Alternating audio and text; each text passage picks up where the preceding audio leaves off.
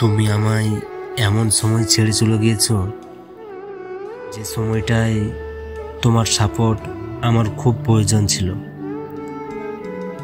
Family problem আর তোমার সাথে হুট করে বিচ্ছেদ কেন জানি এখনো মেনে নিতে পারিনি। তোমাকে পাই নাই বলে যে তোমায় খারাপ বলবো এমন ছেলে আমি না। তোমার রেখে যাওয়া কিছু স্মৃতি না হয় নিজের কাছেই রাখলাম। আর ভাগ্য যদি আমাদের কখনো দেখা করিয়ে দেয়, হয়তো কথা হবে না, কিন্তু চোখে চোখ রেখে মুচকি হাসি ঠিকই দিব। সময় হয়েছে তোমায় ভুলে যাওয়ার। ভালো থেকো, আমার না হওয়া আমার একমাত্র মায়াবতী।